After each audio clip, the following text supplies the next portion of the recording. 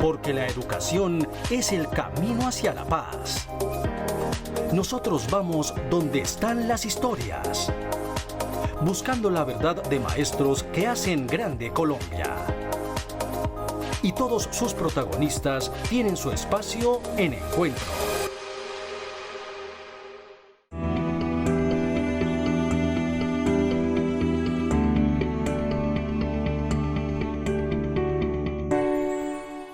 A todos los maestros del país, muy buenos días. Sean bienvenidos a una nueva emisión del programa institucional de FECODE. Soy Raquel López y aquí los titulares de nuestro encuentro de hoy. Con la llegada del COVID-19 al país, el panorama laboral de todos aquellos en relaciones formales e informales y empleados públicos y contratistas se agudizará. Como un atropello a los ciudadanos fue catalogado el decreto 444, con el cual se le entregarán recursos a los bancos y no al sector salud para atender la crisis por el coronavirus. Estudiantes de Serpilo Paga y Generación E reclaman medidas de auxilio al gobierno nacional en medio del aislamiento preventivo obligatorio. La crisis del COVID-19 ha traído efectos de carácter político, social y económico sin precedentes en el mundo. Para la Organización Internacional de Trabajadores, la estipulación que se forma frente a la estabilidad de los mercados y la crisis económica de los países traerá pérdidas de empleos globales que se estima entre 5.3 y 24.5 millones. Antes de la llegada del coronavirus al país, el panorama laboral no era alentador, con un desempleo del 13%, el 8% de trabajadores inactivos, el 64% en la informalidad y más de 8 millones de trabajadores independientes que ganan menos de 2 salarios mínimos. El país ya evidenciaba que ante la amenaza del COVID-19, los impactos en materia laboral serían dramáticos, más aún porque con la expedición de la circular 021, la circular externa 022 y la resolución 803 por parte del Ministerio de Trabajo, y las cuales solo cobijan a aquellos que tienen una relación laboral formal, el gobierno se lava las manos y agrava la conflictividad entre trabajadores y empresarios. Hoy lo que tenemos es que el Estado está marchando de manera discontinua con la prestación de servicios muy básicos y que esto implica que muchas autoridades judiciales y administrativas no tengan la capacidad para lograr promover alternativas de solución y de protección de los derechos laborales. El siguiente elemento que corresponde con el sistema de seguridad y salud en el trabajo y que responde a que efectivamente el mismo Estado ha dicho que la capacidad del sistema no va a tener la posibilidad de responder a la saturación que implica la pandemia. La que no es aceptable es la 022, en la cual exactamente dice el gobierno de que van a hacer una cantidad de mecanismos para que los empresarios no despidan a los trabajadores. La verdad es que los empresarios hoy están despidiendo a los trabajadores, están utilizando varias modalidades para eso.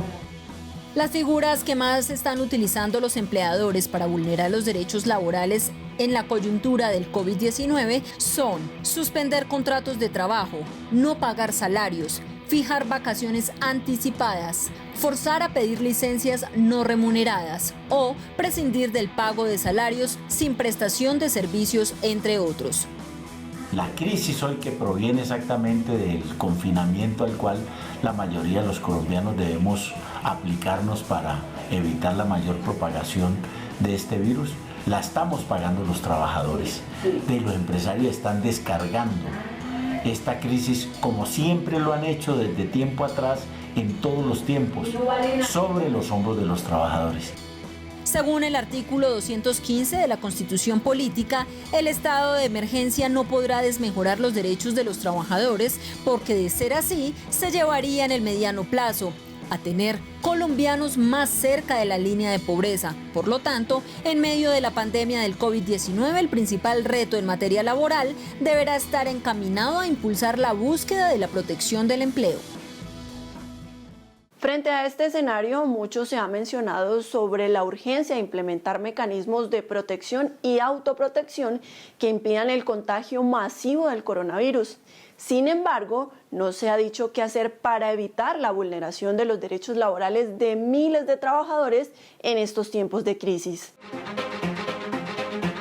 Con la llegada del COVID-19 al país no solo se ha afectado la salud y la cotidianidad de los colombianos, el escenario laboral de miles de nacionales también se ha visto transformado.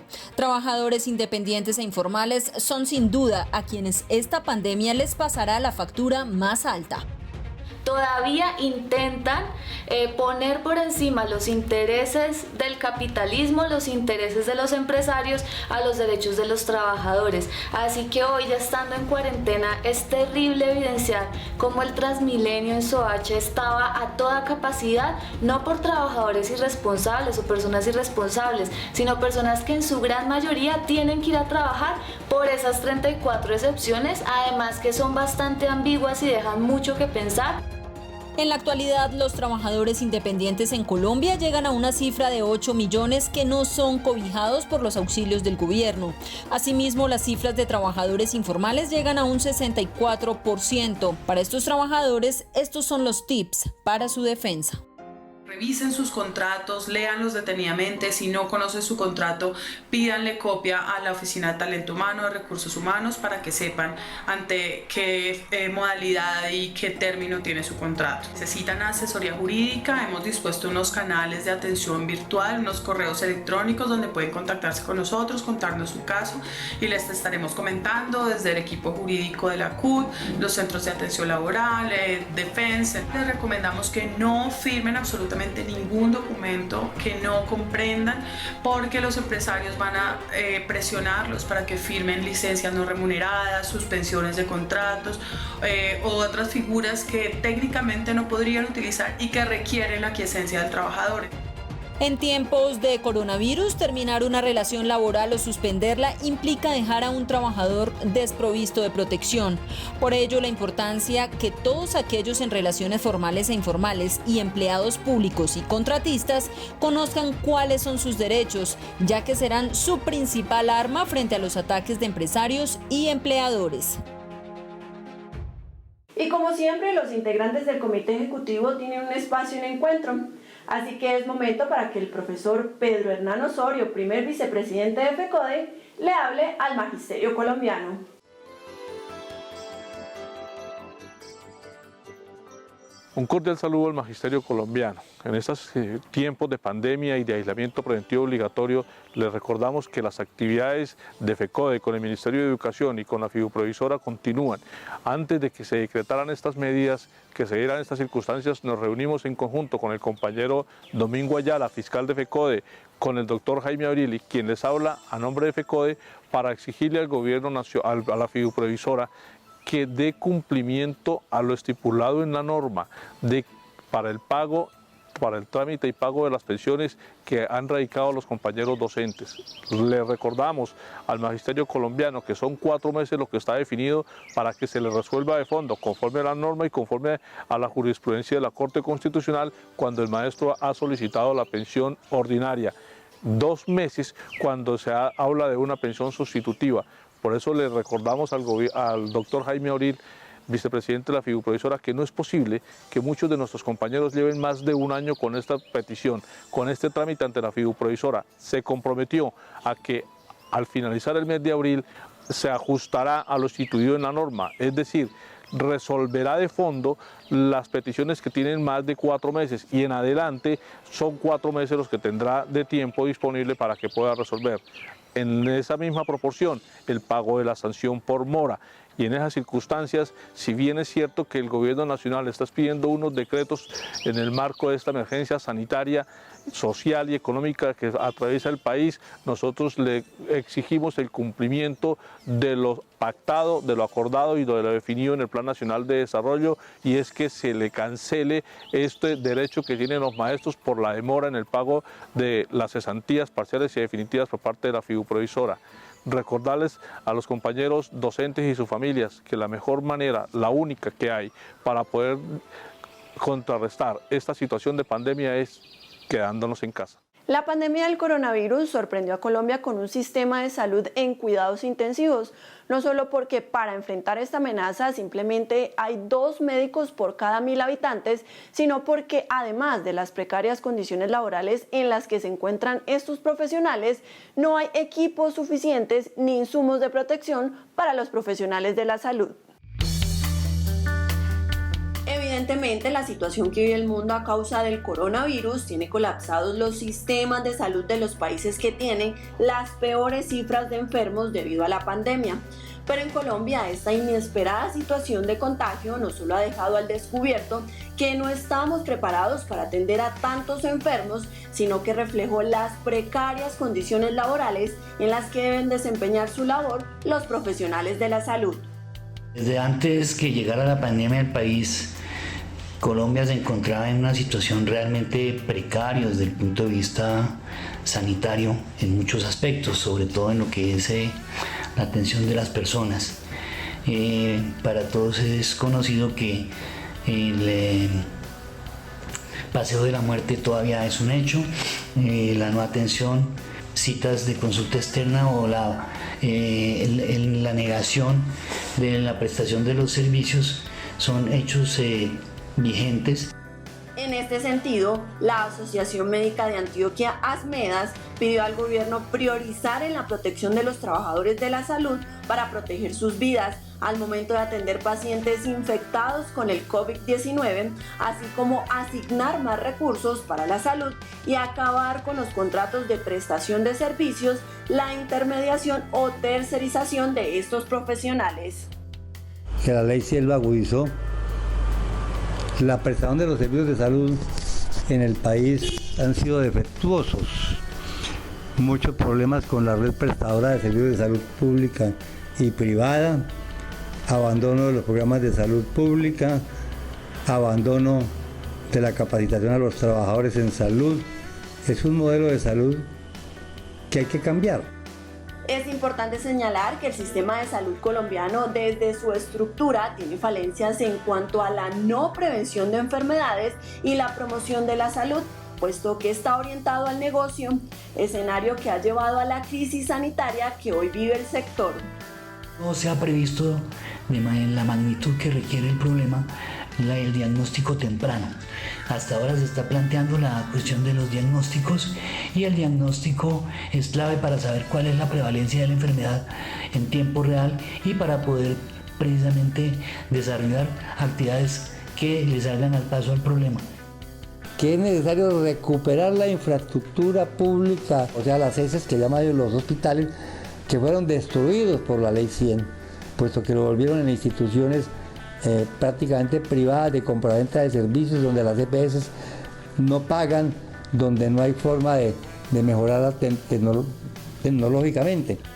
Por eso, los expertos en salud insisten que es necesario aprovechar este momento coyuntural y una vez termine, inmediatamente empezar la recuperación progresiva de la red pública hospitalaria en todo el territorio nacional. Y precisamente la crisis que enfrenta hoy el sistema de salud debido a la llegada del COVID-19 a Colombia llevó al gobierno nacional a expedir el decreto 444 en el que se les quita recursos a las entidades territoriales y se les destina al sector bancario. Con el decreto 444 del 2020 que expidió el Ministerio de Hacienda el pasado 21 de marzo, se creó el Fondo de Mitigación de Emergencias, el cual es financiado con recursos del Fondo de Ahorro y Estabilización y del Fondo Nacional de Pensiones de las entidades territoriales, y que dota al Gobierno Nacional de recursos para atender la crisis generada por el nuevo coronavirus. Sin embargo, esta decisión podría perjudicar la salud y las finanzas de los más necesitados en Colombia. Evidentemente hay que tener recursos nuevos, pero no se le puede echar mano a los recursos de pensión y menos a los otros recursos sin pedirle consentimiento a los dueños, que son las entidades territoriales. Pero hay un problema más grave, es que como conocemos al gobierno y de manera particular al ministro Carrasquilla, que vive haciendo negocios como lo hizo en años anteriores con los recursos del Estado, van a permitir el financiamiento temporal de la banca. Eso es inconcebible. En tanto este decreto no es clara, no expresa de manera clara cómo vamos a devolver estos recursos o cómo estos recursos van a ser reintegrados al FOMPET entre las vigencias 2020 y 2022, cosa que preocupa y debe preocupar a las entidades territoriales toda vez que el FOMPET ha sido creado para cubrir el pasivo pensional. Con esta medida, el gobierno nacional se aprovecha de la emergencia por la pandemia del coronavirus para autoprestarse recursos de los entes territoriales y dárselo a bancos y empresas privadas. Por esta razón, se hace un llamado para que esos recursos sean destinados a fortalecer la red hospitalaria nacional y la inversión social en municipios y departamentos. Le hemos pedido al gobierno que modifique el decreto 444. Esos casi 14 billones de pesos deberían ser usados por alcaldías y gobernaciones para mejorar la infraestructura hospitalaria, para adquirir insumos médicos que se necesitan en estas circunstancias, para habilitar unidades de cuidados intensivos, para masificar las pruebas y los test que permitan identificar las personas que han sido contagiadas. El decreto 444 no solo centraliza los recursos de las entidades territoriales, sino los recursos de estabilización provenientes de regalías, lo que constituye un atentado contra las finanzas territoriales en tiempos en donde alcaldías y gobernaciones necesitan dinero para atender la seguridad alimentaria, el cuidado de la gente y las emergencias sanitarias y de salud que se puedan presentar como consecuencia de la propagación del coronavirus en el país. Otra pausa en encuentro, esta vez para que el secretario de Seguridad Social, docentes territoriales y pensionados, el profesor Carlos Paz, socialice temas de interés con los maestros del territorio nacional.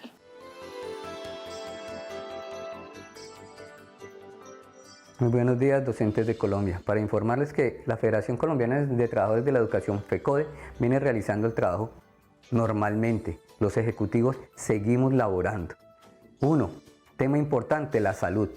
Seguimos dándole las circulares y los comunicados al FOMAC, a la fiduprevisora, para que ellos, a su vez, envíen a los prestadores de salud y cada uno de ellos siga prestando la atención debidamente como corresponde a nuestros docentes y nuestras familias. Necesitamos que sigan entregando los medicamentos, se sigan prestando los servicios con especialistas, se realicen debidamente las operaciones a que se ameritan por los docentes en su urgencia. También decirles, compañeros, que en el transcurso de esta semana fueron pagados los intereses a la cesantía por parte de la fiduprevisora. Si hay algunos reclamos, la federación va a sacar unos flyers donde van a decir dónde deben de colocar sus quejas y decir allí, con nombres, número de cédula, qué es la problemática que tienen en cada uno de sus departamentos. También comentarles, la federación sigue insistiéndole al Ministerio de Educación con respecto a la vulneración de las vacaciones por ese calendario que hizo el ministerio. Hay unos municipios de Colombia, el Distrito Especial, Bogotá, hizo el cambio de calendario donde hoy los compañeros vienen trabajando normalmente con los estudiantes virtualmente. Igual en la ciudad de Santiago de Cali, el alcalde, el secretario de Educación accedió al reclamo del SUTE, de USDE y pudieron cambiar el calendario programado por el Ministerio de Educación y allí vimos reflejado que hoy los docentes de estos dos municipios tan grandes están laborando virtualmente. O sea que sí se puede a nivel nacional hacer este cambio y no vulnerarle el derecho a cada uno de los docentes de Colombia. Estudiantes beneficiarios del programa Ser Pilo Paga y Generación E le hacen un llamado al gobierno nacional para que les brinde ayudas y le gire los subsidios de sostenimiento en medio del aislamiento obligatorio que viven por fuera de sus ciudades de origen. Con la llegada del coronavirus, los jóvenes de Generación E y Ser Pilo Paga, programas del gobierno nacional que ofrecen becas condonables a jóvenes con menores promedios y de bajos recursos, se encuentran confinados en varias ciudades. La mayoría de ellos han quedado atrapados y los gastos de arriendo, servicios y alimentación sobrepasan los giros de sostenimiento que aún no les ha girado el gobierno nacional. Es una problemática gigante, sobre todo para aquellas personas que en mi caso, por ejemplo, no han girado ni siquiera el auxilio de sostenimiento de este semestre. Incluso parece que hay personas que ni los del anterior semestre han girado, entonces es problemático para esas personas porque pues uno depende mucho de ese auxilio de sostenimiento que le da ICETEX por ser generación E o ser Pilo Paga. Y pues el hecho de que todavía no haya sido consignado en nuestras respectivas cuentas, se puede decir que nos tienen bancarrota. Dado que el gobierno nacional aún no ha tomado acción, estos jóvenes decidieron contar su problemática a través de redes sociales, mediante videos y mensajes en donde piden ayuda al Ministerio de Educación, ICETEX y al presidente Iván Duque para que les colabore con sus necesidades básicas durante el confinamiento. Por eso me uno a la iniciativa #UnGiroMás. Porque no soy solo yo, sé que también hay muchos becados que están en departamentos diferentes al suyo, que tienen que pagar un arriendo, que tienen que pagar su comida, que están tomando clases virtuales y deben tener un internet estable y pertenecen a familias de estratos 1 y 2. Entonces, esas familias son las más afectadas y nosotros, a pesar de eso, debemos seguirles diciendo a nuestras familias que nos ayuden económicamente cuando el Estado es quien se comprometió a ayudarnos en cierta forma económicamente. Pedimos al gobierno nacional un giro adicional a los beneficiarios de Ser Pilo Paga, que necesitan realmente los recursos porque nuestras familias y nosotros somos de muy bajos recursos.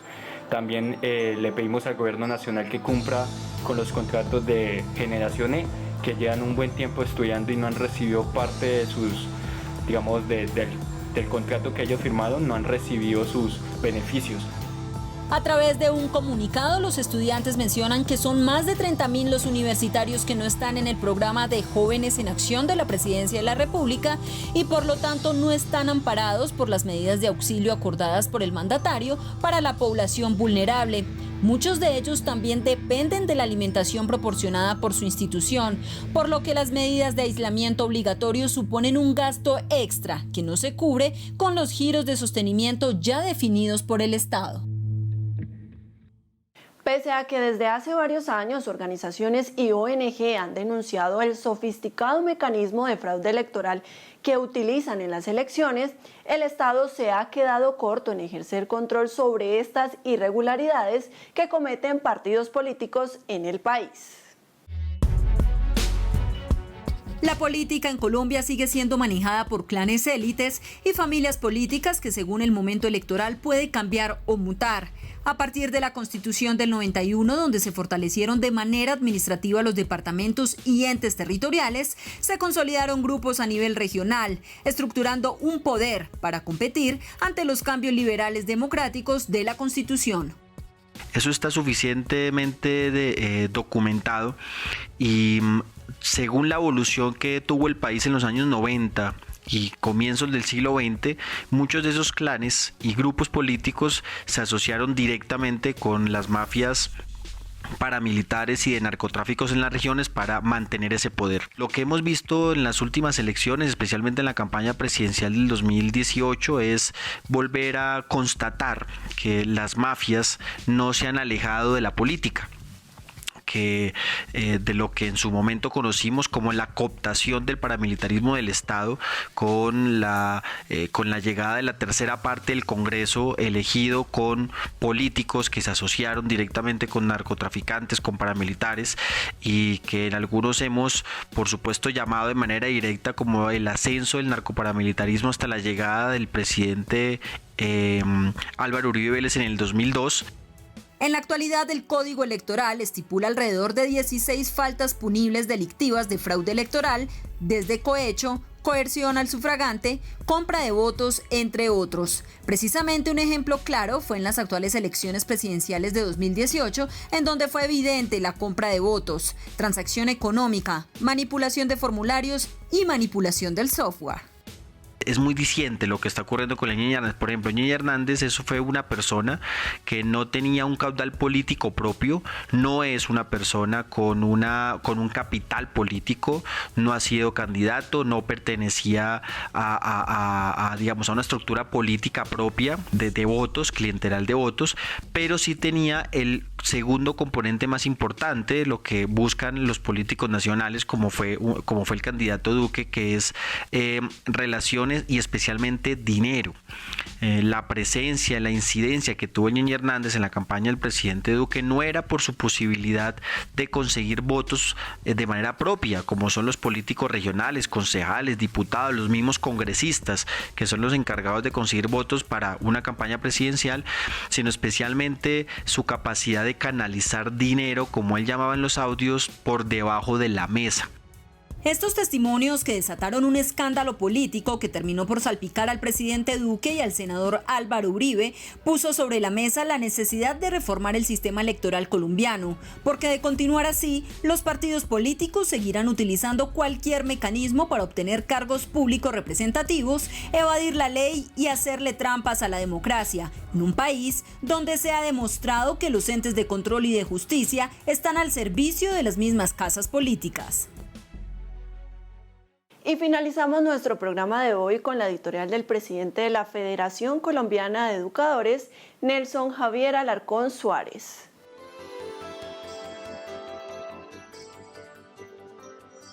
Muy buenos días, un saludo cordial y fraternal al magisterio colombiano y a toda la comunidad educativa. Desde FECODE esperamos que continúen así, acatando cada una de las medidas frente al cuidado que debemos tener en esta cuarentena y a la gran crisis que vivimos frente a la pandemia del COVID-19.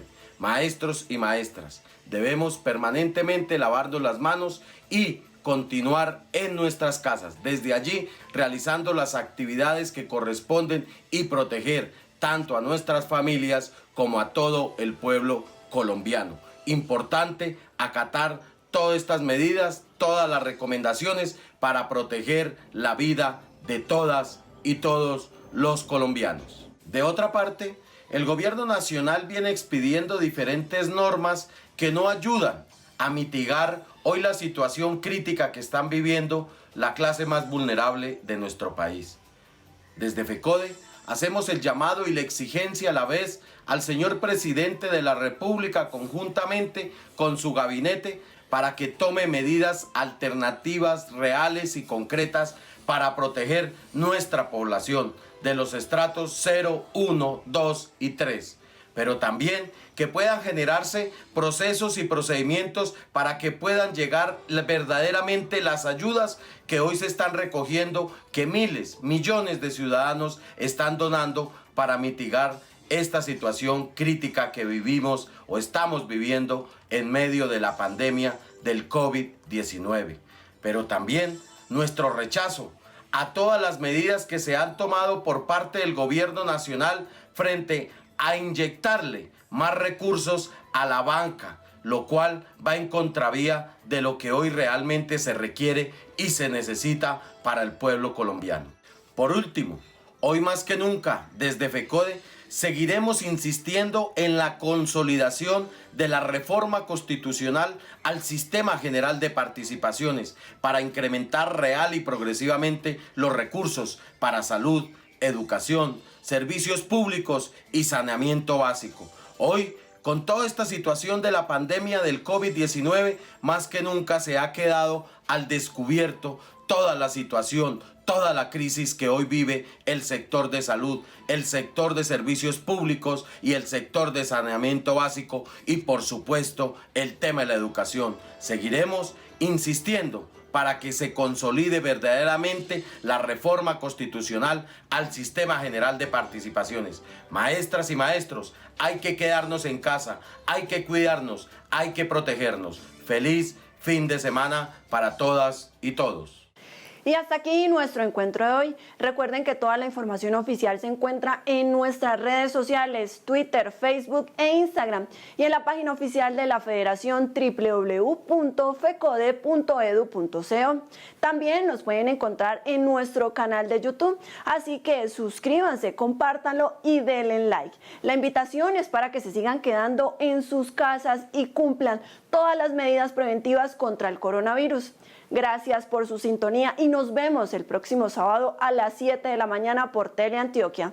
Feliz día y feliz fin de semana.